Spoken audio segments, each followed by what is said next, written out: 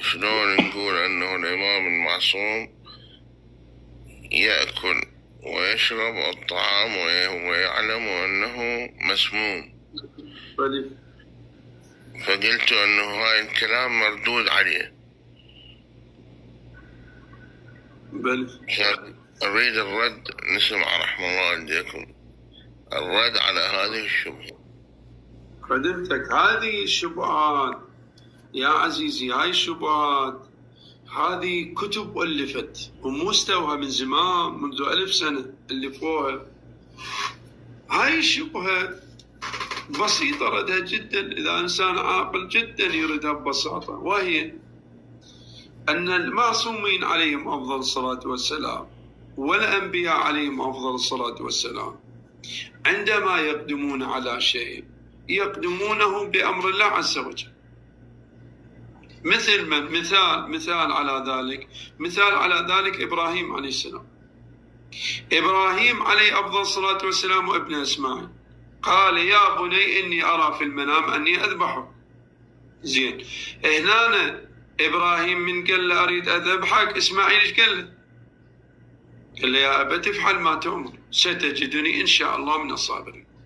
زين، هنا هل قدم على الانتحار إسماعيل؟ وهل إبراهيم عليه أفضل الصلاة والسلام جاء بشيء لم يرضي به الله عز وجل؟ لا، هو لم يقدم على الانتحار ولا إسماعيل ولا إبراهيم، وإنما امتثالا لأمر الله. قال يا بني إني أرى في المنام إني أذبح، قال يا أبت افعل ما تؤمر ستجدني إن شاء الله من الصابرين. كذلك إبراهيم عليه السلام عندما ألقي في النار هل كان يعلم أنه يحترق؟ نعم. إذن لماذا ألقى بنفسه إلى التهلكة؟ لماذا لم يرجع عن دينه؟ ذلك أن إبراهيم عليه أفضل الصلاة والسلام هذا التسليم الإلهي. فكذلك الأئمة عليهم أفضل الصلاة والسلام كانوا يعلمون بموتهم ويعلمون بساعاتهم، ولكن الله أذن، الله أراد، وهم مسلمون بقضاء الله وقدره. فلذلك الإمام الحسين عليه أفضل الصلاة والسلام عندما خرج قال كأني بأوصالي هذه تقطع أسنان الفلاح بين النواوي وكربلاء، من لحق بي استشهد ومن لم يلحق بي لم يدرك الفهم. قالوا يا أبا عبد الله تعلم أنك مقتول؟ قال نعم. خرجت أم سلمة، جاءته أم سلمة قالت يا ابن رسول الله لا تفجعنا في قتلك. قال لما يا أم سلمة؟ قالت لأن جدك رسول الله أخبرني أن الحسين يقتل في أرض كر وبلاء وأعطاني هذه التربة، قال إذا وجدتها امتلأت دما عبيطا فاعلمي أن الحسين قد قتل. الحسين مد يده وأخذ من تراب كربلاء، قال هذه التربة اجعليها إلى جوار تربة جدي رسول الله، فإذا لقيت وجدتها ملأت فاعلمي أني قد قتل. قالوا يا أبا عبد الله إذن لماذا؟ قال شاء الله، مشيئة الله. لذلك الحسين عليه أفضل الصلاة والسلام عندما ذهب إلى قبر جده رسول الله صلى ركعات ثم هومت عيناه، قال يا جداه ضمني في هذا الضريح علي من بلوى زماني أستريح. وإذا رأى جده رسول الله وأبيه أمير المؤمنين ولفيف من الملائكة فشكى له الحسين في الرؤيا، قال ولدي حسين لا بد لك من الذهاب إلى كربلاء لأن لك في الجنة درجات لا تنالها إلا بالشهادة. أنت إلك درجات أنت بكيفك، بس يا أبا عبد الله عندك درجات ما تحصلها إلا بالشهادة. فالأئمة عليهم أفضل الصلاة والسلام يعلمون ويدرون، ولكن شاء الله أراد فهم يسلمون الأمر لله. يعني الله سبحانه وتعالى قال له يا حسين تستشهد إليك هالقد مثلا، أو قال له يا أمير المؤمنين أنت رسول الله قال له يا علي كأني بك وتخضب لحيتك هذه من هذا، يقتلك أشقى الأولين والآخرين شبيع عاقر ناقة صالح، وكأني بك في صلاتك ويخضب لحيتك هذا. قال يا رسول الله أفي سلامة من ديني؟ قال نعم. قال إذن لا أبالي. قال إذا في سلامة من ديني والله راضى عليه فأسلم أمري إلى الله. فهذا يسمونه التسليم لأمر الله عز وجل. هذا أنا وأنت ما نقدر نتحمله، بس المعصوم عليه السلام يتحمله. فهذا إن شاء الله دفع هذا الإشكال. وإشكالات كثيرة قلت له هذا، يعني هذه الإلزامات 186 إلزام. هسه خاف سني أم موجود هنا ياخذن ويروح يدور بثوث الشيعة كل ساعة يطلع الأشكال ويدور بيها. والله مشكلة هي خاف سني، ولا هم معلميهم بالبثوث مالتهم، معلميهم هاي الأشياء. من تصعد البثوث الشيعة اشكل عليهم هذا الإشكال. عند ربحهم تمشي، عند ربحهم وعقولهم التعبانة تمشي، بس عند العلماء الشيعة لا ما تمشي. واضح عليه؟ يظل خطية الشيعي بين يكذب أن الأئمة يعلمون الغيب وبين يصدق. إذا كذب مشكلة، إذا صدق مشكلة، فما يعرف يدفع. فهسه قلت لك هذا الإشكال الثاني هو أن كيف أيد الله، كيف تقولون أنهم كفار هو الله سبحانه وتعالى أيد الإسلام بهم. تفضل.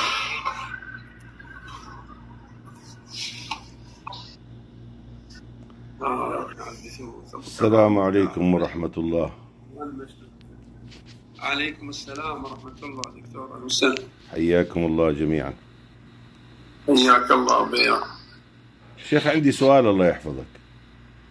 تفضل. تريد الجنة ولا تريد الحسين؟ الجنة والحسين. ايه. والحسين بالجنة لو بالنار؟ كذا نفس السؤال، الجواب هذا سمعته منك كل الكفار قالوا نفس جوابك. الآن أنا سألتك الجنة ولا الحسين، أنت تعبد الحسين ولا تعبد الله؟ أنا أعبد الله. وما جزاء عبادتك لله؟ الجنة. إذا لماذا تحتار؟ لماذا تحتار في الجواب؟ قل أريد الجنة بكل ثقة، كان بها الحسين أو لم يكن، كان بها النبي أو لم يكن، أنا أعبد الله. سؤالك غريب، سؤالك غريب يعني. نعم غريب، لكن هو أساس العقيدة. ليش أنا أسألك أقول لك هو الحسين بالجنة؟ يعني والله سؤالك ما سألتك، يعني شلون؟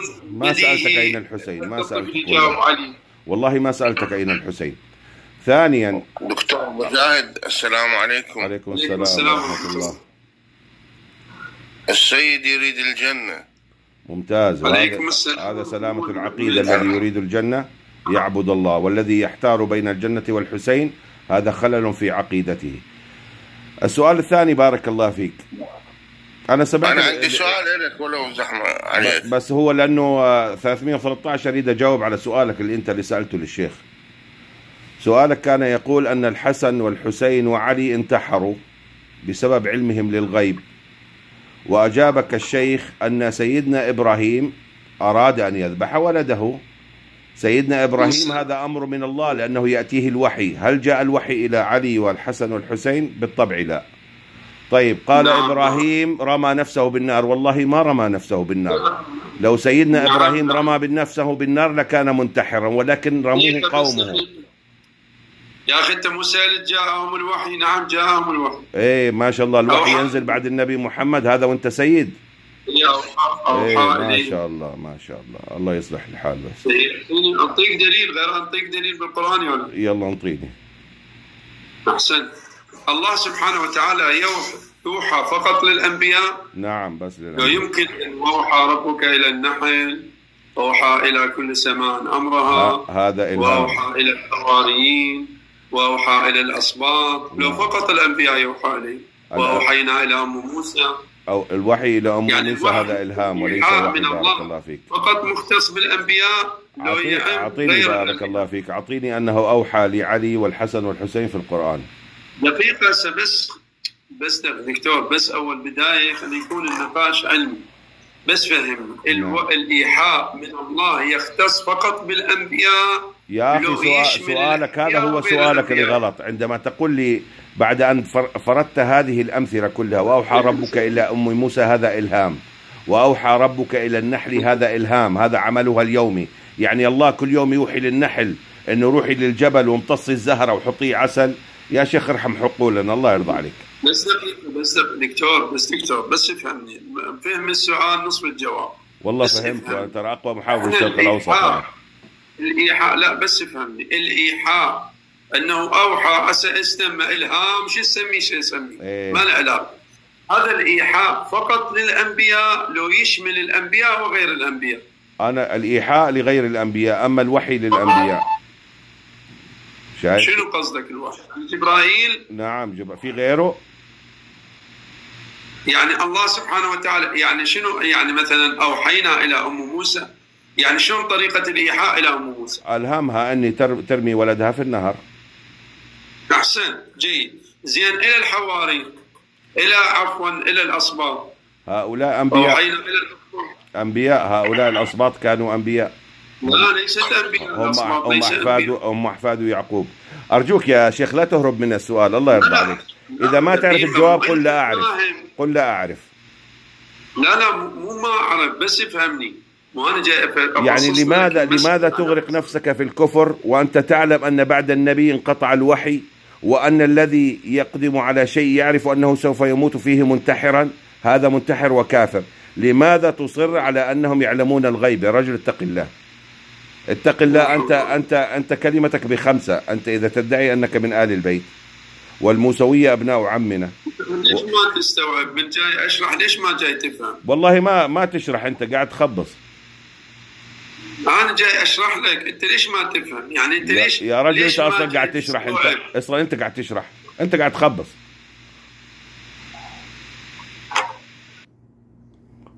ونزلني هذا الطاغية. والآن السلام عليكم ورحمة الله.